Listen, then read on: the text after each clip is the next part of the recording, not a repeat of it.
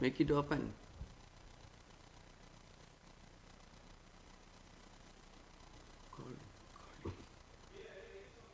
But not yet ready here. Just see.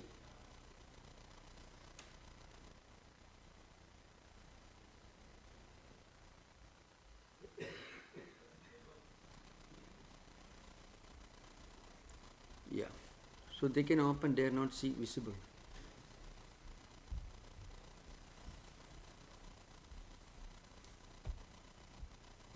Yeah.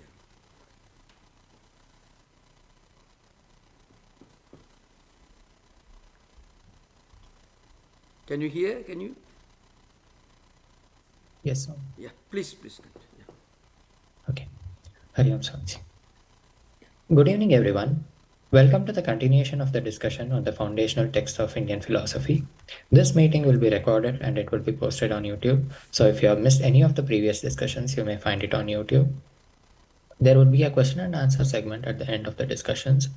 So if you have any questions, please feel free to unmute yourselves and ask. Please use the raise hand feature of Zoom in order to maintain the queue. Also, if you're not speaking, please mute yourselves in order to minimize the disturbances. Thank you.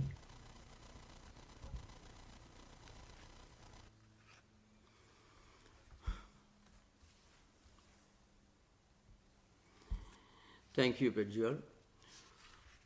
Om Sthapakaya cha dharmasya sarvadharmaswarupine avatara varishtaya Ramakrishnaya te namaha Sruti Smriti Purananam Alayam Karunalayam Namami Bhagavad Padam Shankaram Loka Shankaram.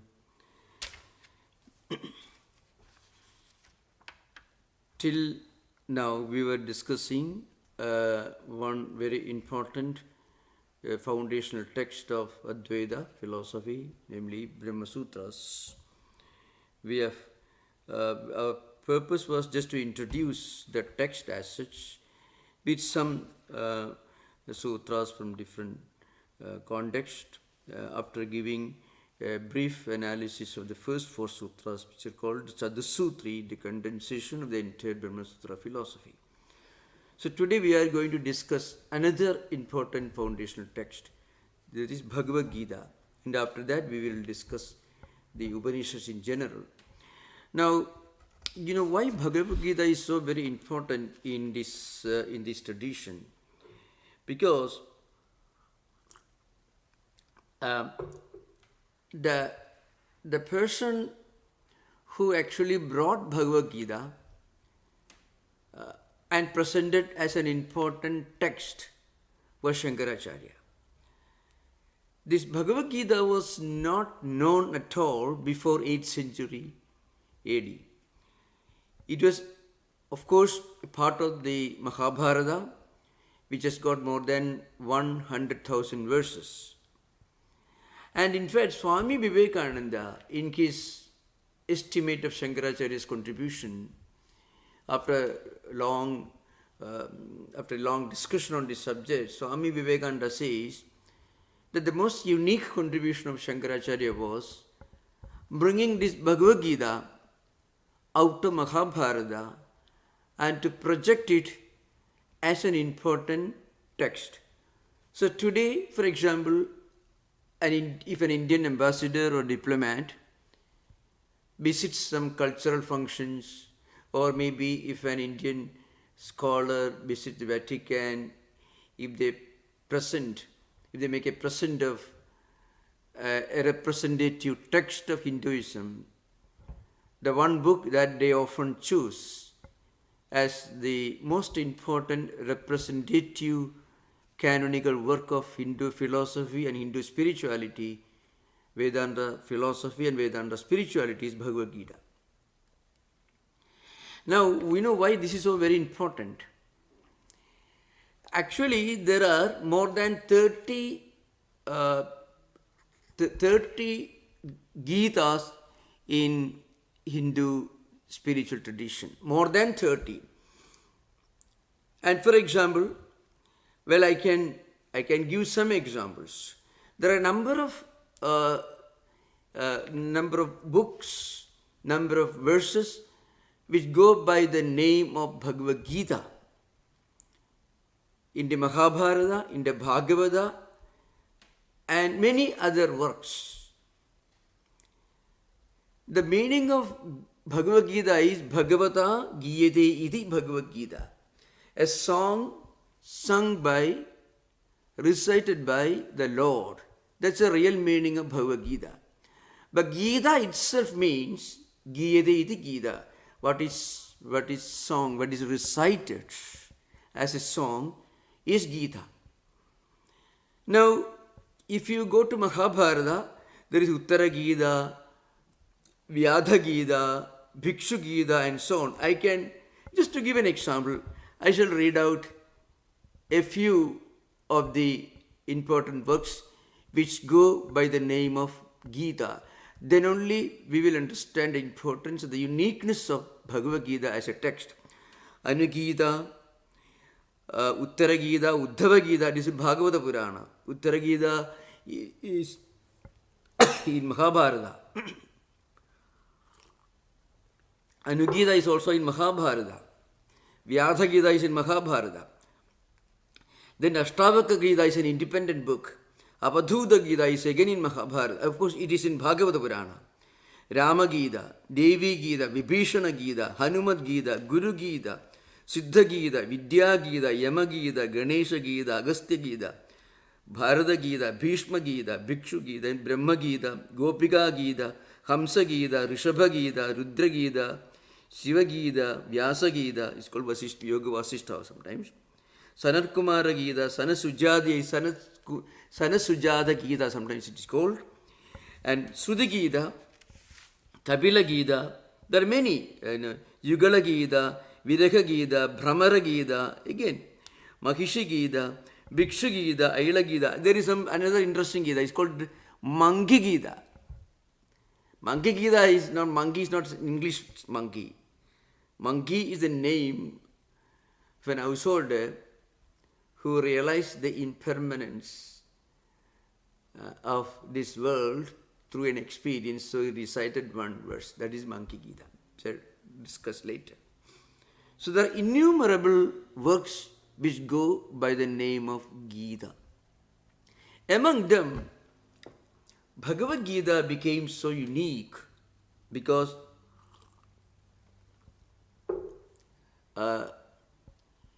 Shankaracharya wrote a commentary on this, and from 8th century onwards, it became an important foundational text of Vedanta philosophy. Vedanta philosophy is a much broader concept than Advaita, because Ramanujacharya, Madhvacharya, Vallabhacharya, Nimbarkacharya, Chaitanya, and many other Indian spiritual leaders, they all considered Gita as an important text. And many of them wrote commentaries on the Bhagavad Gita. So there is uniqueness. Now we are coming to the first commentary on the Bhagavad Gita, that is by Shankaracharya. So there are many unique features about this text, apart from a philosophical and spiritual analysis of the entire text, 700 verses, detached from the huge corpus of a huge work like Mahabharata, which is more than 100,000 verses. Some of the observations that Shankaracharya makes in his introduction, Kalu Bodhgata means introduction, in a way is also a kind of analysis, rather a very interesting estimate of India's spiritual culture and even of world civilization. So I shall just read a few very important parts of this. At the very beginning, he says, Shankaracharya says, human civilization or human culture or our temperament, it functions at two different levels. Human civilization evolves in two different streams or channels, which is called pravritti and nivritti, or abhyudaya and israyasa. Now, once we get a clear picture of this, we will understand very clearly. Those who have read Toynbee's study of history, those who have read some of the wonderful contributions of the great British historian Arnold Toynbee to a philosophical analysis of the evolution of human civilization as part of the kind of a movement of human of the events in world civilization. It's called, philosophy was elevated by Toynbee to the status of a great philosophy. Behind this very interesting this panorama of events of world civilization, there is an inner message, there is a process, there is an unfolding of this drama of human life. Now, this observation was for the first time made by Shankaracharya. He says, for example, Sa Bhagavan Sushtva idam jagat tasya cha sthitim chikishuhu marijyadin agre sushtva prajapatin pravurti lakshanam dharmam grahayamasa vedoktam tatha anyamsya sanaga sanandanadin upade nivurti lakshanam dharmam jnana vairagi lakshanam grahayamasa dividhohi vedokto dharmaha pravurti lakshano nivurti lakshanascha. Very simple, small, little paragraph. What he says, for example, last part. Dividhohi vedokto dharmaha pravurti lakshano nivurti lakshanascha. Human civilization moves in two different channels, two different dimensions of this unfolding of human civilization, this drama of human civilization. One is pravurti lakshana, the other is nivurti lakshana. Pravurti lakshana means abhidaya. Abhidaya means you want wealth, you want money, you want status, you want the good things of this world. And in order to enjoy the good things of this world, you also evolve a system, an order, a constitution, a way of life, which includes law enforcement, court of law, maybe parliament, legislative assembly, and so on, depending upon the system. But the purpose is to enjoy the good things that nature gives us. When you use science and technology, you can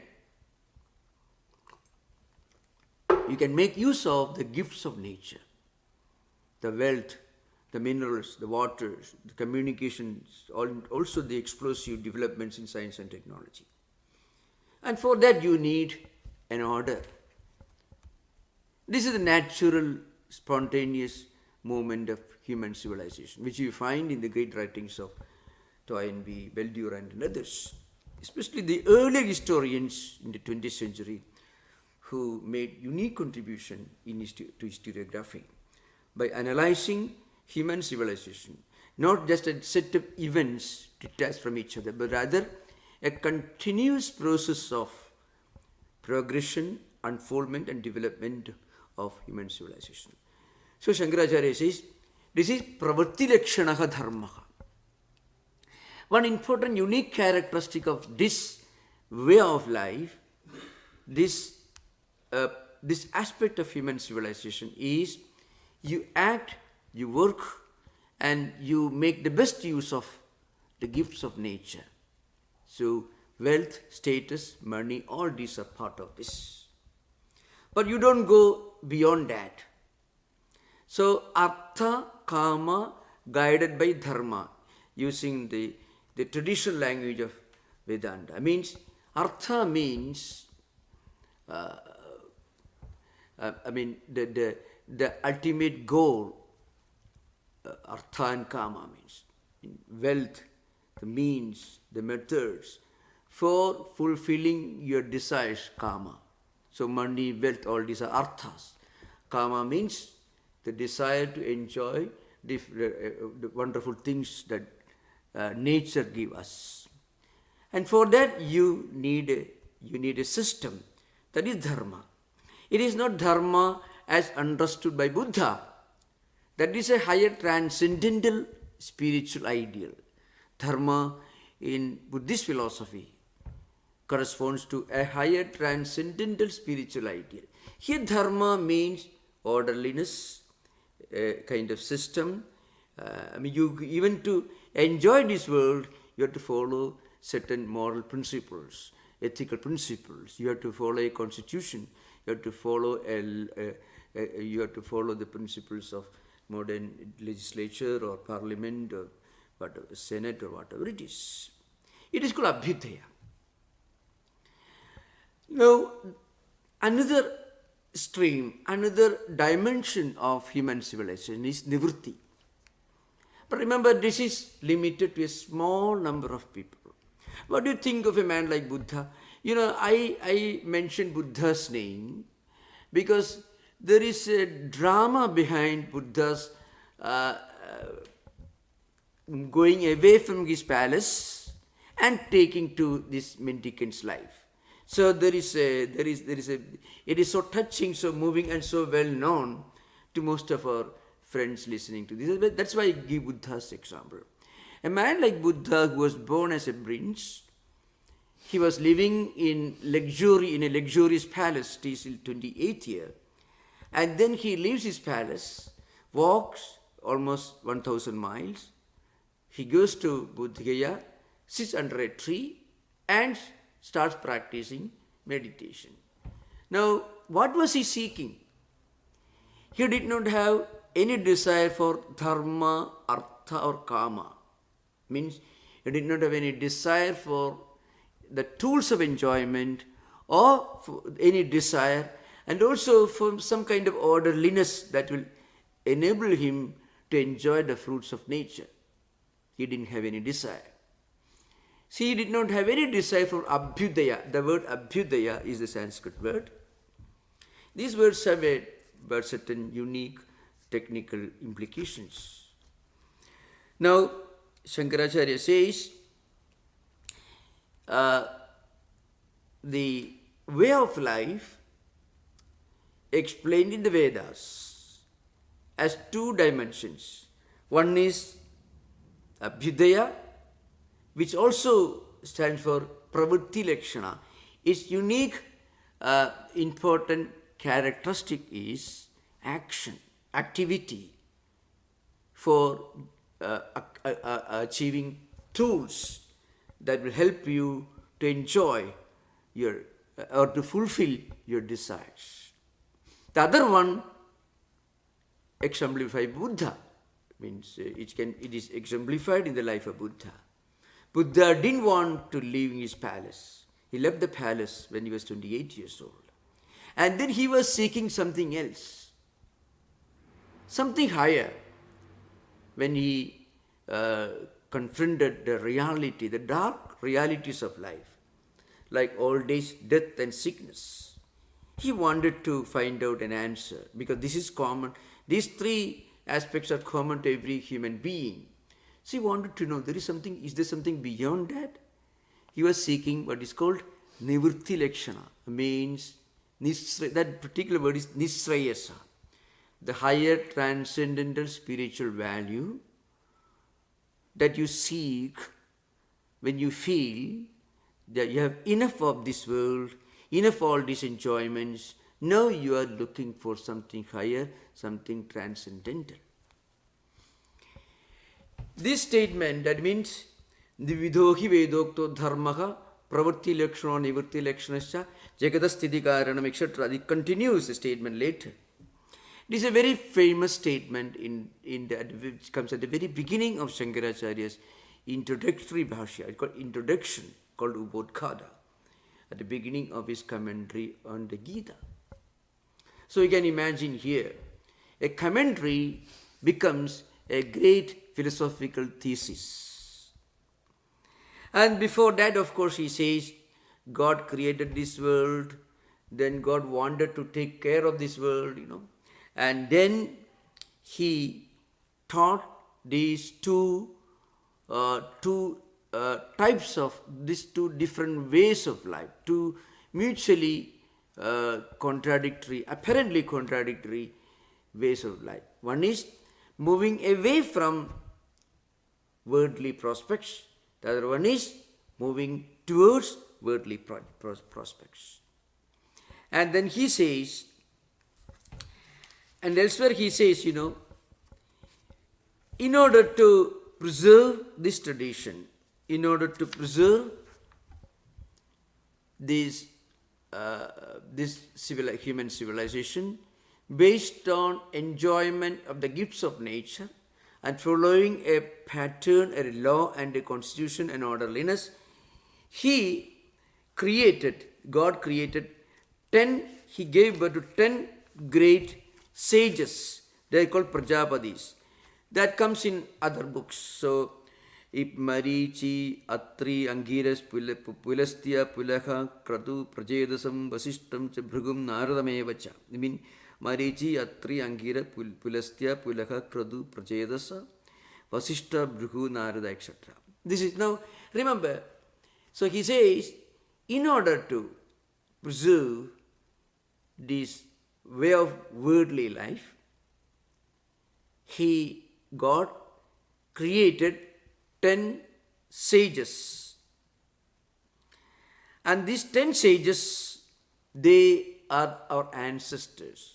Now, this may be part of a mythology. So you have to remember, you can find in this text, one part of the Bhashya is taken from our belief or myths and mythological books like Puranas, etc., which we cannot historically prove. We cannot prove that all these great sages really existed. We don't know that. These 10 sages called Prajapati, Prajapateha. We cannot prove historically. But at the same time, we can very well understand the fact that human civilization actually moved through two different channels. The great epoch makers, man like Christ or Buddha or Shankara or Sri Ramakrishna, these are grand examples of people who did not want to live a normal worldly life.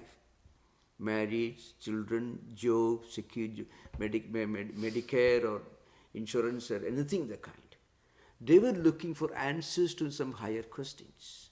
Another example in recent times, you can see Ramana Maharshi is an example. Ramana Maharshi also, he lived for some time, he was a young man, and one day he suddenly left his home and he thought, well, he was looking for something higher.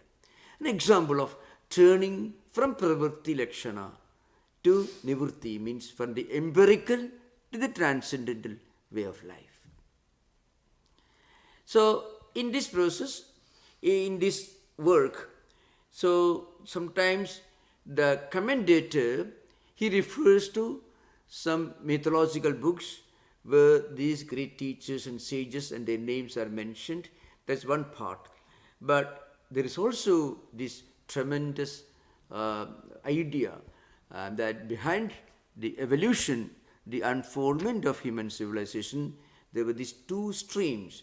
Those who look for answers to some of the fundamental philosophical and spiritual questions of human life, and those who just wanted to be part of the empirical, the normal way of life. Now, this is one. Then he says, the commentator says, I'm just reading from his commentary. Jagadasthiti karanam praninam sakshat abhyude nisrayasa hetu yasa dharmo brahmanadihi varnibhihi asamibhihi cha sreyo tibhihi anushthiyamaneha. So this dharma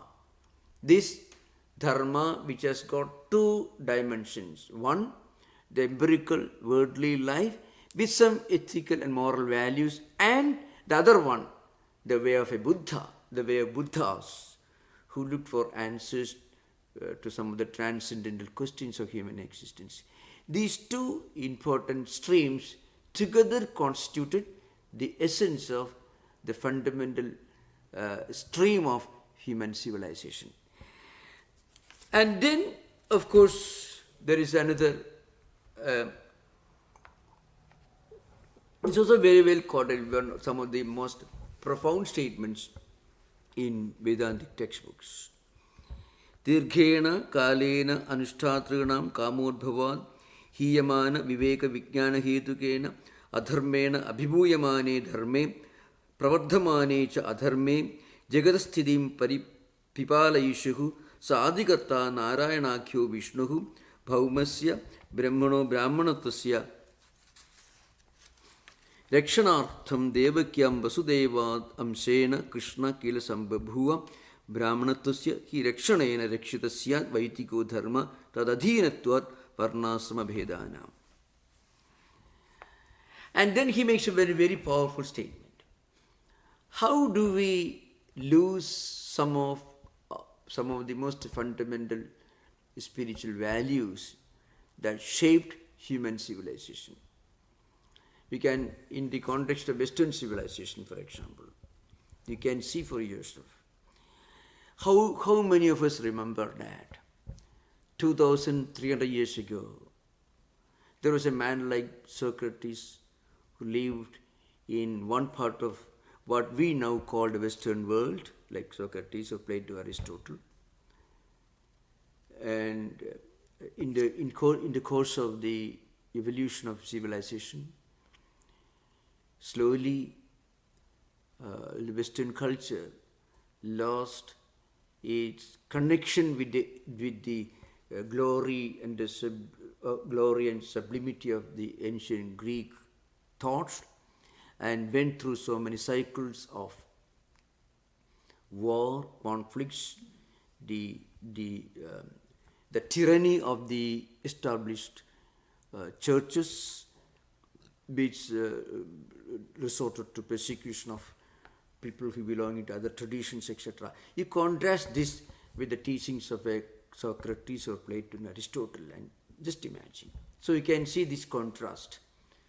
The search for eternal truth, the search for higher values, which is actually called Nivritti Lakshana Dharma. Socrates is a great example of this search for the highest transcendental values. Tataha anyanscha sanaga sanantanadin utpadya nivritti lakshanam dharmam grahayamasa jnana vairagi lakshanam.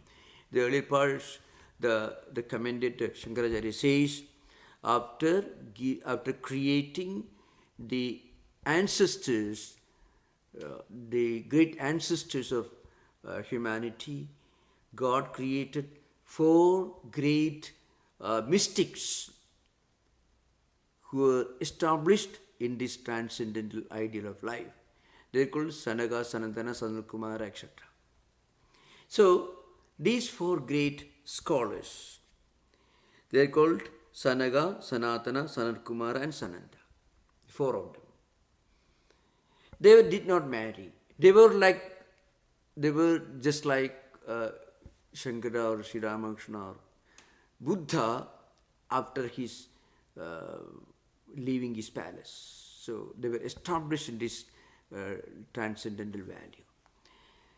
So after making the statement, he says, somehow in course of time, human civilization loses its connection with some of the highest values of our ancient teachers. And frequently there is a deviation, there is a distortion, there is a moving away from these higher values. And those who practice the transcendental values, their number goes down, or these transcendental values themselves get distorted, because those who are supposed to practice these higher spiritual ideals, they themselves become afflicted with desire, selfishness, and they themselves deviate from the spiritual path. So this higher transcendental way of life itself gets misunderstood. It loses its meaning. That's why dirghena kalena anushtatrinam kamon bhavad. Those who are supposed to practice, those who are expected to practice, those who are expected by society to practice these higher values, they themselves become afflicted or affected by selfishness and desire for worldly enjoyments. So what happens is, these higher values themselves often get misrepresented or misinterpreted. And slowly they fade away from human society. This is how some of the highest values that you actually find in the teachings of the some of the great mystics of ancient times, they do not necessarily have a positive impact on human civilization, because those who are supposed to practice these higher values themselves become afflicted by desire and selfishness. And as a result of this, higher values go down, and worldly values, or the desire for worldly enjoyments at any cost, without even dharma, that desire, selfishness, all this, they increase, and correspondingly the higher spiritual values decrease. So decrease in spiritual values, an increase in worldly things, worldly selfishness, with selfishness, desires, etc. This happens. At that time, there's a mechanism which operates which regulates the movement of human civilization. Great saints are born, great teachers are born. They may be called incarnations, they may be called teachers. In Sanskrit language, in Vedantic language, they call avatara, acharya, etc. From time to time, whenever these higher values get distorted, whenever they fade away, whenever people forget their importance, and whenever people become afflicted by worldly desires alone, without any values for dharma, at that time, some great spiritual men and women take birth and set the clock back to its former sense. This goes on in all civilizations and countries. This is another important observation. So, Jagadasthidim Paripipalayishu Sadikarta Narayanakyo Vishnuhu. So, this Bhagavad Gita is essentially a book that belongs to the Vaishnava tradition. Krishna himself, Lord Krishna himself, is popularly considered to be an incarnation of Lord Vishnu. So it's a Vaishnava tradition. So Shankaracharya, writing his introduction to this book, he says, whenever there's an increase in adharma, whenever there's an increase in unspiritual or non-spiritual ideas, and decrease in spiritual values, then the creator of this world, God, as a result of his desire to preserve dharma, preserve the orderliness, he takes birth in different countries, in different civilizations, and they bring this clock back to the normal level. This is the statement here. And then he says, there are certain people who normally practice these values, certain sages, saints, when they are protected, when those who practice higher spiritual values are preserved and protected, the spiritual values also become protected and preserved. So the best way to preserve spiritual values is to preserve and protect those who practice these higher values. And as a result of this, once upon a time, Vishnu himself took birth as Krishna, Lord Krishna, and his mother was Devakyam Vasudevad Amsena Krishna Kila Sampabhuva. His mother was Devaki and his father was Vasudeva, and like that. This is Shankaracharya's the first observations at the beginning of this introduction. In the next paragraph, he says, what are the characteristics of these spiritual teachers who are born from time to time to bless humanity, to set the clock back to its normal state? There are certain characteristics by which you can understand the unique features of a great spiritual teacher. these epoch makers who come from time to time. So, such a Bhagavan Jnana Aishwarya Shakti Bala Virya Tejopi Sada Sampannaha Trunatmikam Vaishnavim Swamaya Mula Pragadim Vashikritya Aja Avveyo Bhudanam Ishvaro Nitya Suddha Buddha Mukta Subhavaha Api Sansomaya Dekhavaniva Jataiva Lokanigriham Kurvaniva Likshari.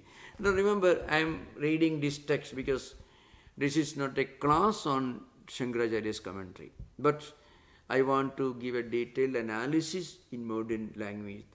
That's all we can do, because those who are interested in studying this text and this commentary can refer to my own classes in the YouTube.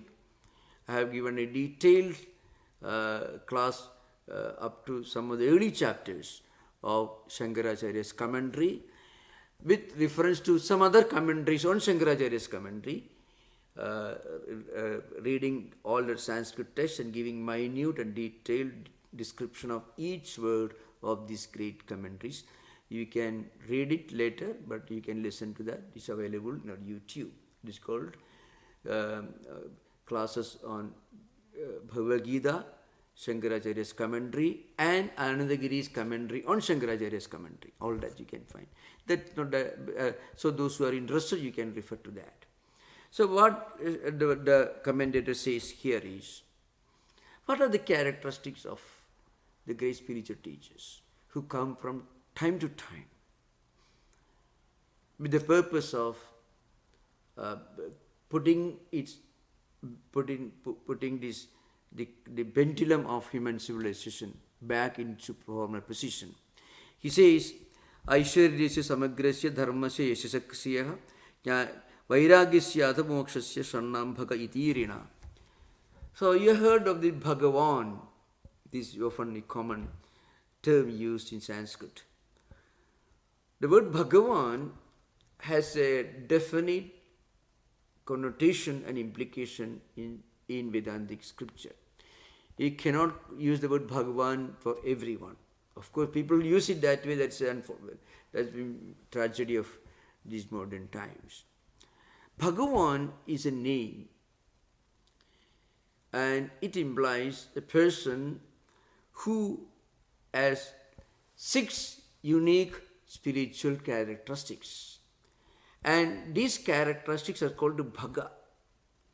One is the person, he should bring you an idea of positive energy, positive values, when they be self-contented, Aishwarya, and then Dharma, he should be embodiment of Dharma.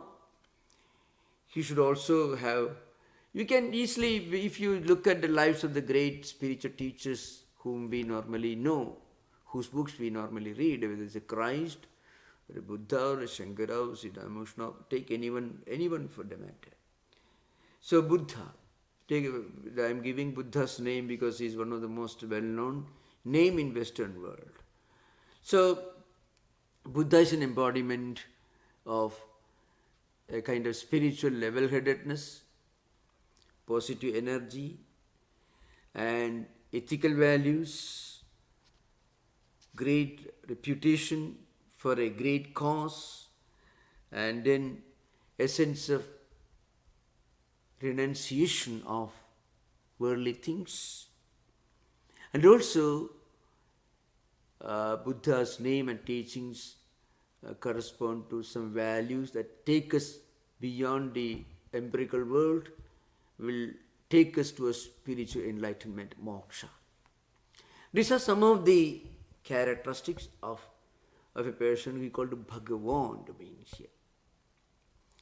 So Shankaracharya is analyzing, he is giving a detailed analysis of these characteristics of the great spiritual teachers who are born from time to time to bless this world and to bring a sense of righteousness, prosperity, peace and dharma in human civilization.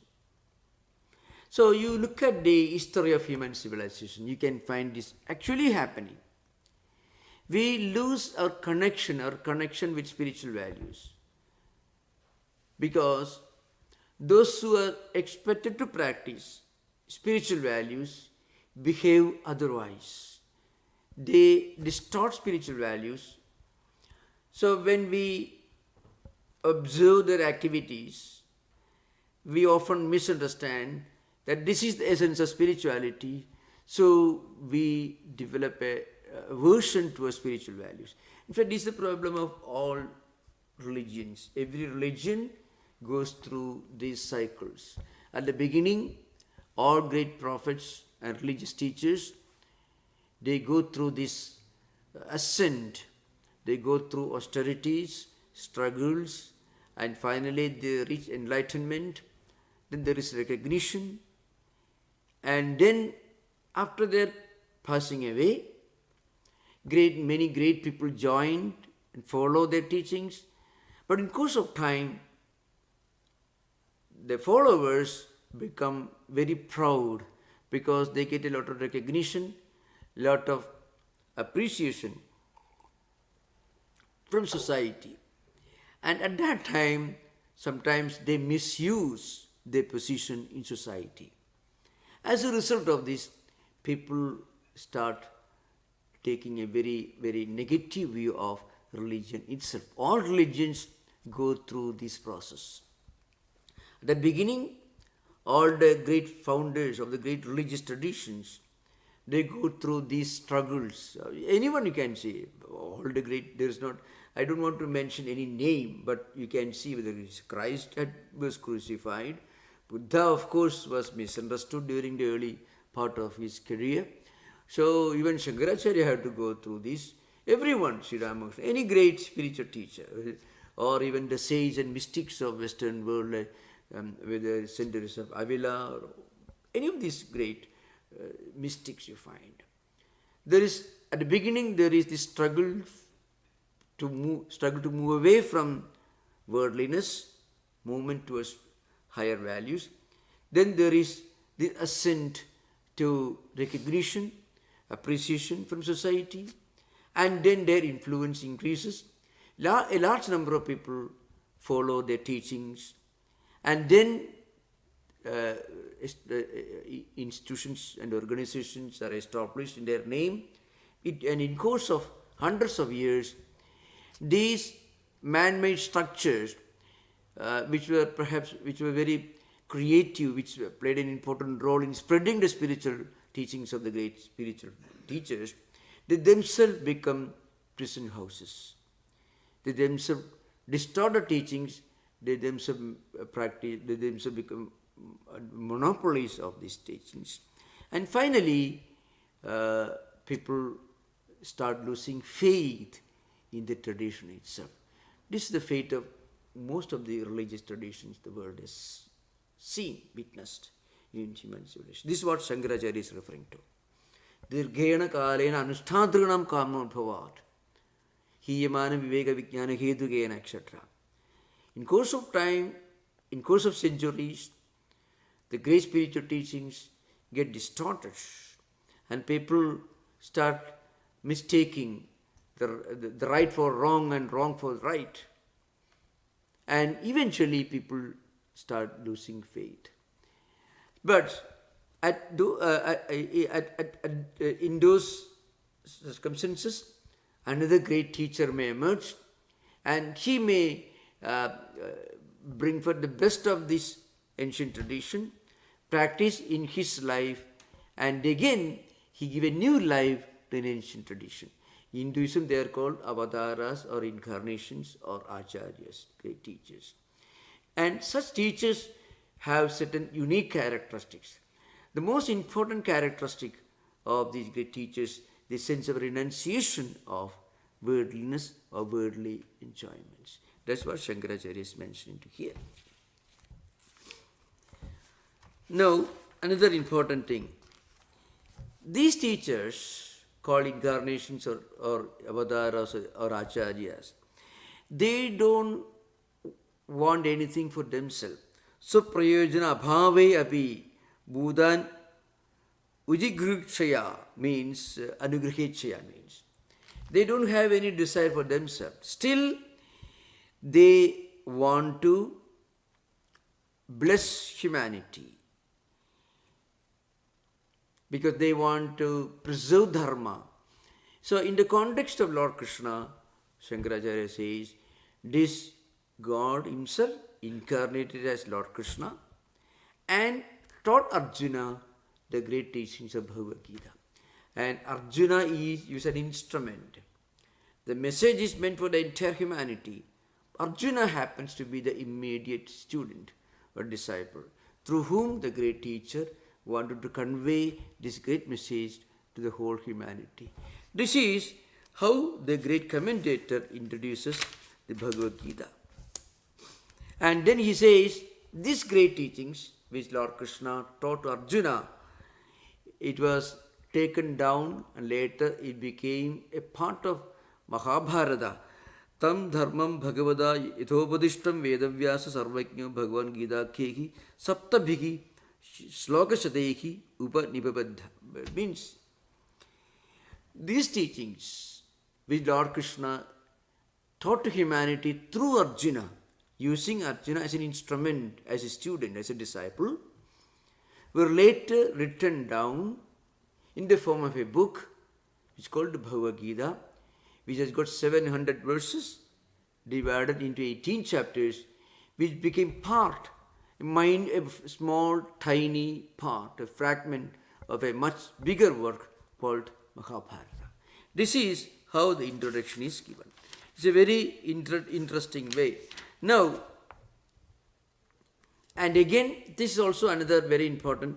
Tadidam Gita Shastram Samasta Vedartha Sara Sangrahabhudam Durviknyayartham. This is Sanskrit text. What it means is, this Bhagavad Gita is not just a book, it is science. Gita Shastram means it is science.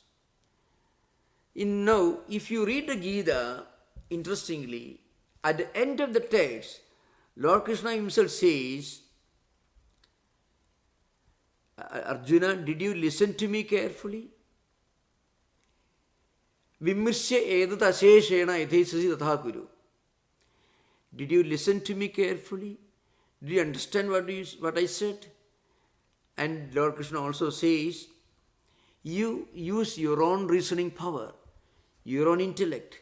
And then, if you feel like accepting these great teachings, you practice. Otherwise, don't bother.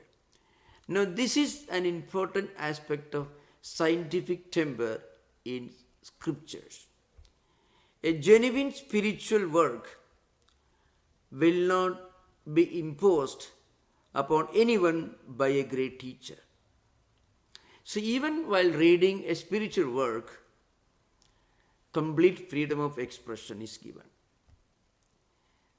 That's why Lord Krishna tells Arjuna at the end of the text, I have taught you all this, bhakti yoga. If you are of a devotional temperament, you can practice devotion as a means, as a yoga for your own spiritual advancement. If you are an active person, then you can use activity. Whatever you do with total dedication, with a sense of sanctity and sacredness, and then dedicate all your actions as an offering to the Lord, Karma Yoga. Or you can use your own reasoning power. Think of this world around you. Is this world permanent? You understand the world is not permanent.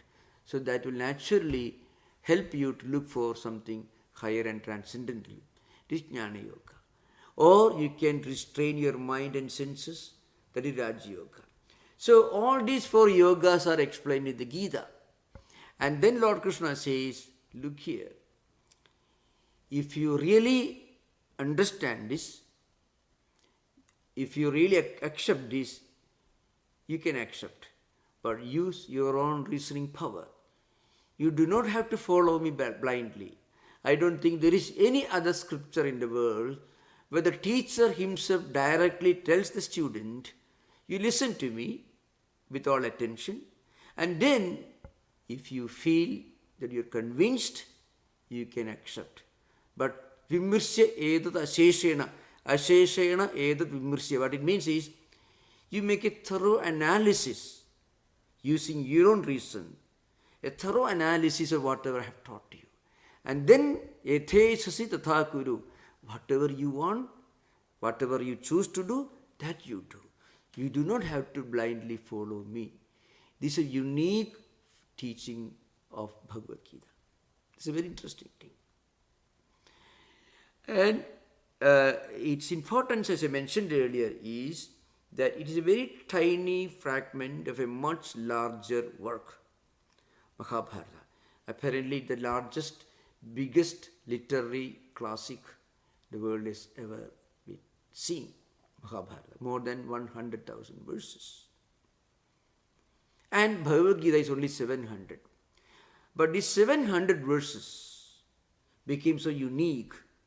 It became the most important, the most foundational spiritual and philosophical work of Hindu Vedanta tradition.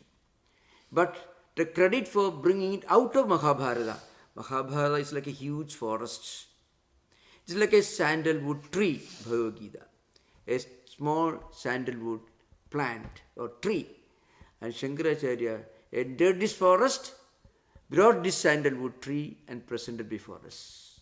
And today, wherever you go, if anybody asks what's the most important foundational book of Hindu spirituality or Vedanta spirituality, this is Bhagavad Gita. So thank you, we can have interaction. You are most welcome with questions. Thank you, Namaskar.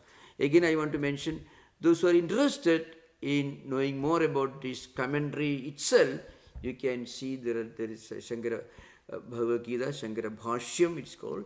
YouTube, my own classes are available, which gives in detail of the first 2-3 chapters of this text. It will continue later, because I didn't get time. Now, I have an important announcement before the Q&A begins. This is very important. There will be no foundational text of Indian philosophy class on May 14th due to my travel, because I had to travel outside California. So the next Sunday, 14th of May, there will be no class. The next foundational text of Indian philosophy will be on May 21st. So please remember, there will be no class next Sunday on 14th May. And the next class will be on May 21st at 6 p.m. Please continue to monitor our website, savedanta.org, for the latest information. Now you are most welcome to ask questions. Thank you. Namaskar. David, go ahead, please. Yeah. You're first. Then Sri Ram. Hello, Swami. I was wondering who wrote the Gita. It seems very strange that something that maybe is the best spiritual manual the world has ever seen could not be discovered earlier. Like, it existed, and yet nobody really paid attention to it. That seems very peculiar. And when was it written? Like, how long was it undiscovered? Of course, the language, the style, all these prove that it belongs to the middle of 4th millennium BC. Because Mahabharata belongs to 3rd millennium BC. So, it is popular already in 3rd millennium BC. In fact, you have to remember, one important thing to remember is all these important books were preserved through oral tradition. And in fact, the earliest available manuscript on Hindu tradition belongs to 6th century AD. That's not a very ancient one compared to the antiquity of the Vedas and Mahabharata. That's because many of these books were preserved through oral tradition. But there are references to Bhagavad Gita in many of the earlier books, even in works written in 9th century BC, for example, Panini's works or the Mimamsakas, there are references. But then Mahabharata is referred to, But Bhagavad Gita was brought out of this huge forest of Mahabharata thanks to Shankaracharya's commentary. That's an important thing. Another thing I mentioned to you, you said Bhagavad Gita is very important, but I already mentioned at least 35 Gitas in my referring to all these different types of Gitas.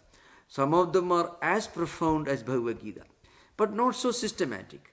See all the 4 yogas, methods of practice, and all not so well organized. But there are other Gitas which are not less profound than Bhagavad Gita. So basically, it was undiscovered for thousands of years as a text. That just seems very strange. Who wrote it? No, it was written by Vyasa himself. Now, in this commentary itself, Shankaracharya says it was written by Vyasa. And those sentences go back to 8th century AD. So, this is what he must have heard, or he must have read manuscripts which were available at that time. Manuscripts were not really scientifically preserved for centuries. It's a tragedy that the first attempt to scientifically preserve manuscripts, manuscriptology as a science, it began only in the late 19th century. When Max Muller tried to bring out a standardized edition of the Rig Veda, Max Muller was not such a scholar as such, but his great work was he went to different places. He did not go to India even. He lived in London mostly. But many pandits, many scholars were deployed for this purpose. They went round, they went through different manuscripts, and he brought out this Rig Veda Samhita in standardized edition. Now, when Shankaracharya makes a statement that this was written by Vyasa himself, and Vyasa himself is responsible for writing down the whole thing in the form of a book. What it means is he must have read this in a manuscript which must have existed in 8th century AD. So you can imagine. But then they did not preserve those manuscripts for a very long time.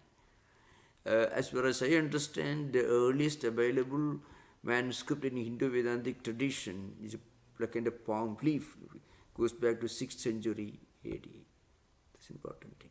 It's not very ancient when you think of the antiquity of the Vedas and all the scriptures. That's the idea behind. Yeah.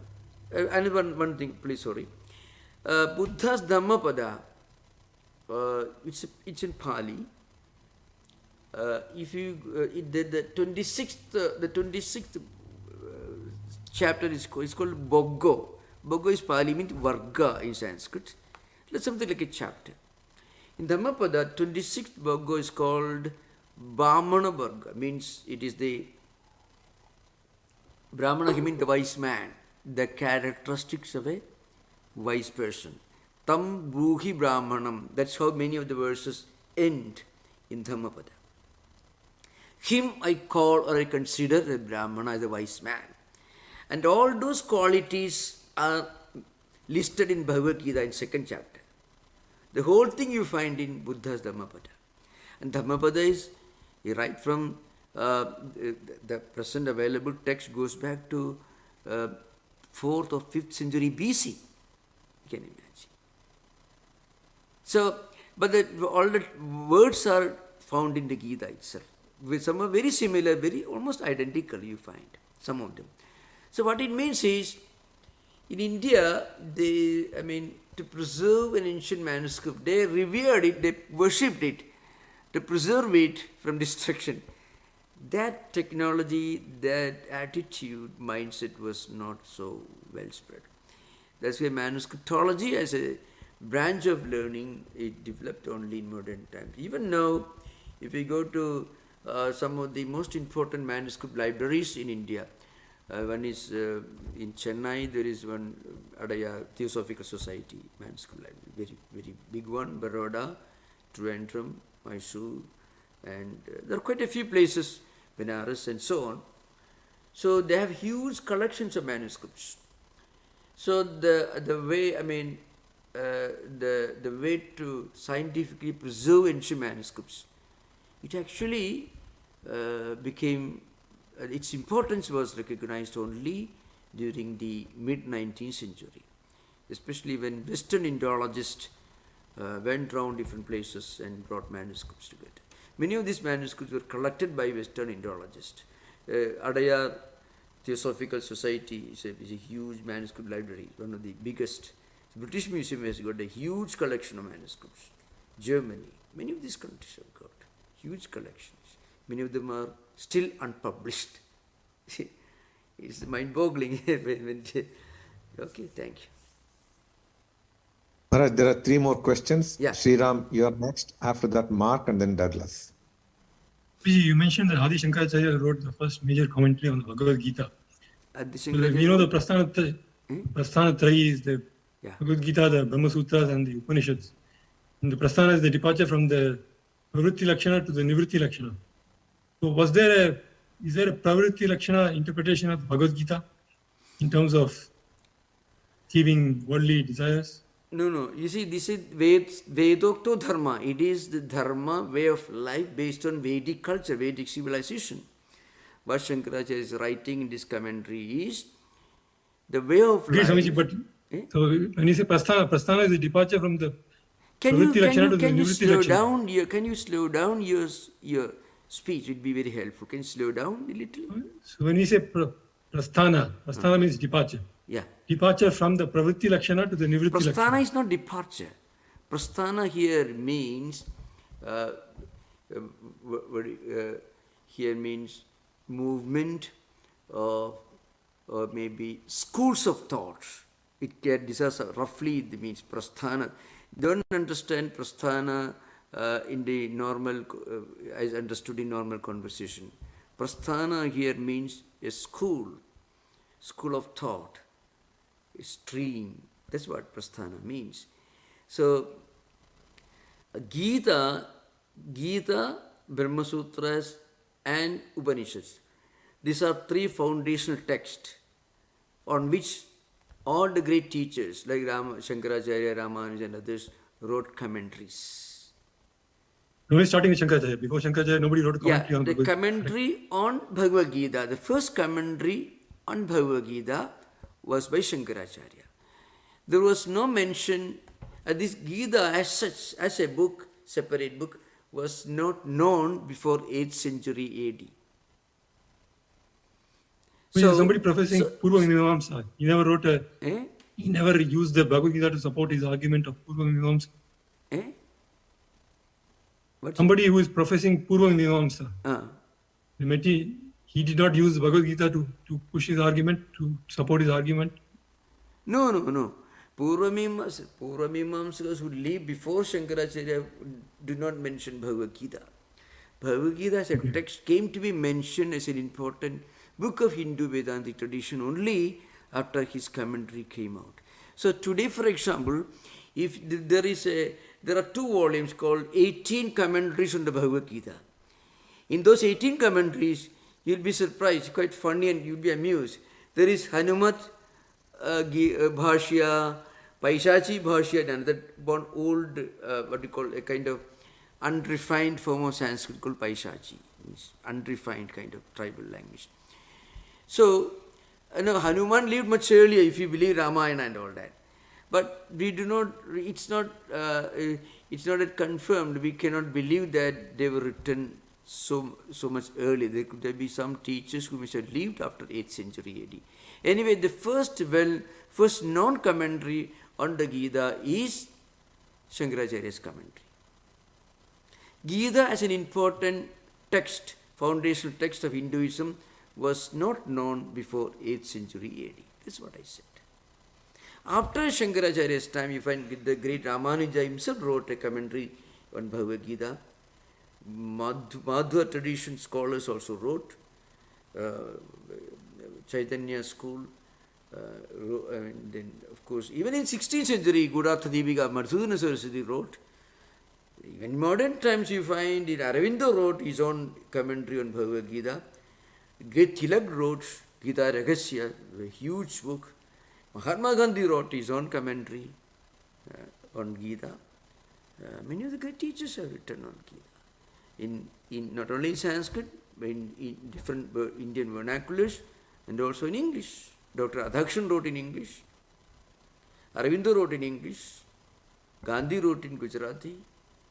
The great 13th century Maharashtra scholar, he wrote in old Marathi language. So you find the Gita being, but only after 8th century AD, not before.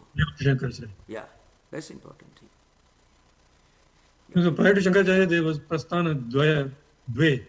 Prasthana? You had only Dve. Two, Prasthana 2, not Trayi, but Prasthana Dve. No, Prasthana Traya. No. See, Prasthana Traya. Prior to Shankara. Okay. Prasthana Traya is a concept, the three foundational texts. That concept itself originated with Shankaracharya. It was already there, but it was interpreted. Upanishads, commentaries on the Upanishad, commentaries on the Gita, commentaries on Brahma Sutra. Together they are called Prasthana Traya. That way of calling it Prasthana Traya, that way of interpreting these three streams as three prasthanas, three foundational texts, foundational streams, that practice began with Shankaracharya.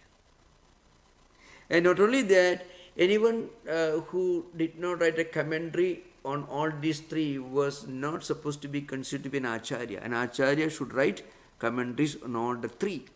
The tradition was set with Shankaracharya's emergence. That's the idea. Okay? Okay, wait a minute. Let us listen to some other students who may. Thank you. We'll come back to you later. Please wait some time. Anybody else? Any other question? Please, thank you. Yeah, Mark, you're next. Yeah. You're on mute, Mark. Okay. Pranam, Swamiji. Yeah. This is not a scholarly question. It's more a follow-up from your lecture on Friday night. You were talking about God's grace, and you said if the soil is not fertile, God's grace is not going to really be able to have its full effect.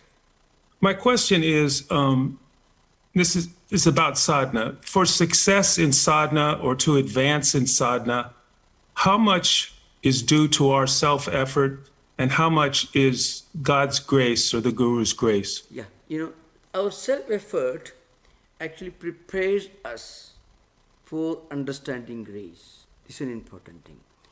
Our self-effort removes obstacles that stand in the way of our own developing our ability to recognize God's grace as God's grace.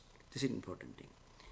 When we meditate, when we do our own spiritual practices, we prepare our mind, and at that time, if God's grace comes, we will recognize it as God's grace. Well, there are many examples in Sri Ramakrishna's Gospel.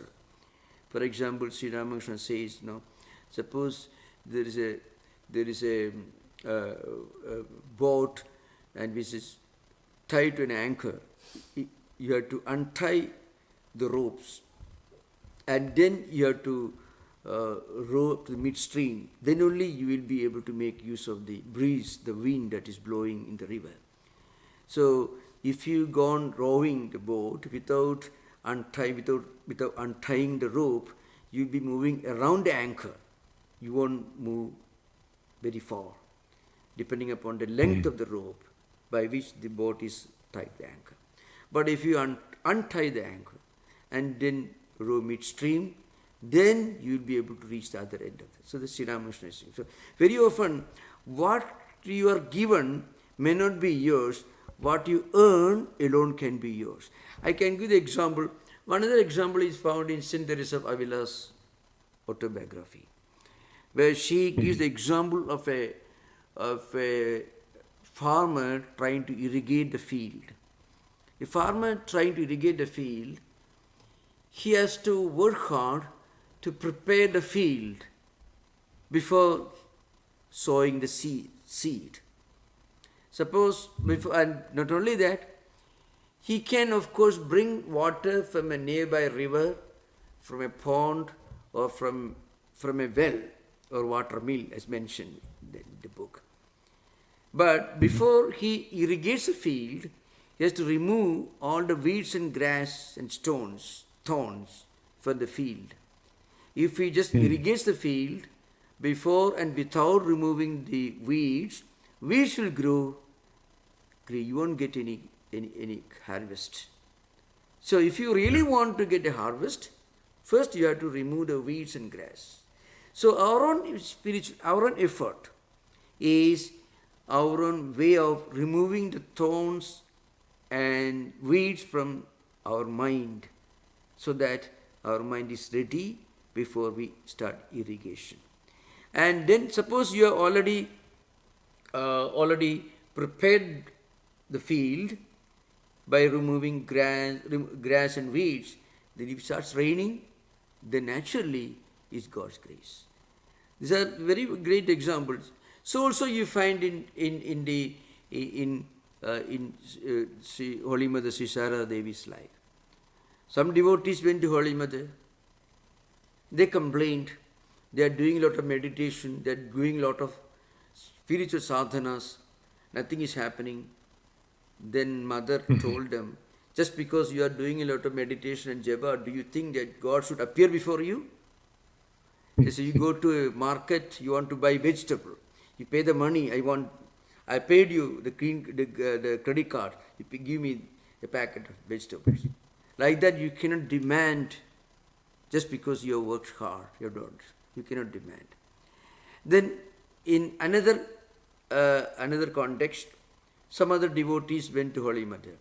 They said, "Oh, God's grace is always there, so we don't have to do anything." Then Mother corrected them also.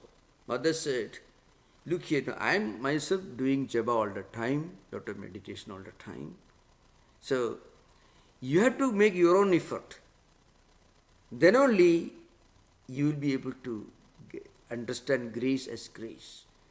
So, our own effort is not designed to produce an effect, but the effect is we prepare ourselves, our mind, for God's grace. So if you are not ready, if you have not made our own mind ready, then we won't be able to recognize God's grace as God's grace. We will think it's an accident. You have heard of the story. One man prayed to God maybe for $1,000, and he was in need of $1,000. No, rather, maybe he was praying for $1,000. So one day he was walking, he found a wallet lying on the street, and he opened. He found $500. But he had also, interestingly, he had also said, "Well, Lord, if you give me $1,000, I shall give you $500. I shall donate $500 to the nearby church." That is what he prayed actually. He prayed to God, if I get $1,000, I shall donate $500 to the nearby church. So next day when he found a wallet lying in the street with $500, he thought, "Oh, the Lord, you already taken your share, so I can keep this with me." So very often, our mind may play tricks. That's why without real efforts on our part, we won't be able to recognize God's grace as God's grace. We may interpret it as a sheer accident. So this man, instead of paying to the church $250, half of what he got, he thought, "You have taken your share, so I don't have to give anything." So very often this sort of things happens in human mind. That's why without our own effort, if you are given something, that may not become ours. Only what we deserve can be really ours. That's what you are behind. Okay, thank you. Amen. Thank you. Two more questions. Yeah. Douglas, it's your turn, and then Shay. Yeah. Douglas, you can unmute yourself and ask the question. Do that. Okay. Yes, I'm Dr.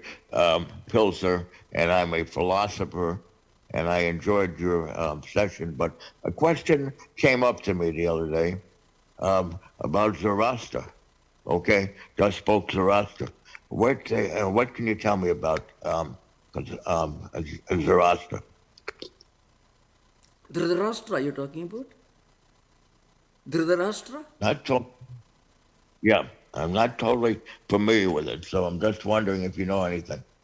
I'm sorry, I'm not able to fully hear you. He's asking about Zoroaster, Zarathustra. Oh, Zarathustra, yeah. It was a Parsi religion. Yeah, well, if there is any information you need, Parsi religion, Zoroaster, it has some connection with the ancient Vedic religion. In the sense, they also worshipped fire as a deity. So, Zoroastrian, yeah. They believed in fire as a divine entity. They worshipped fire. So, it has some connection, some similarities. Saint Avesta, this is a fundamental text. It has some similarities with Rigveda Samhita. But in some places, that's true. Okay, thank you. Thank you. Thank you, thank you. Good evening, Swamiji. My question is about the meter in Bhagavad Gita. Yeah. Could you speak a bit about the meter? And also, is there like a philosophical or spiritual significance to having the whole Gita as this very specific 32 syllables, or have it be as like this poem or song instead of like a prose text? Yeah. Thank you. The meter doesn't have any special significance. Many preachers do that, but according to the traditional scholars and commentators, meter is not specifically linked to any special significance or anything. Gita is very simple, Anushtupan, very simple. So, unlike Bhagavata Purana, which has got complex metrical forms, Gita is very simple, very straightforward. And Mahabharata is very simple and very simple work. In Hindu tradition, you find the earlier works are more lucid and simple. The later works are more complicated. It's very interesting. Mahabharata is such an ancient work, relatively much more simple than many of the modern poetical works written in India during the last 200-300 years. So the earlier works like Mahabharata are more simple, lucid. Okay, thank you. Yeah.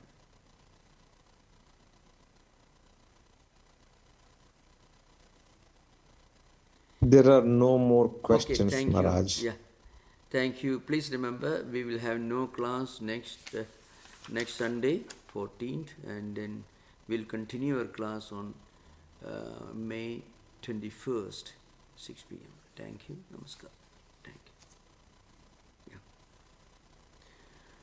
Om Shanti Shanti Shanti Harihi Om Tat Sat Sri Ramakrishna Arpanamastu.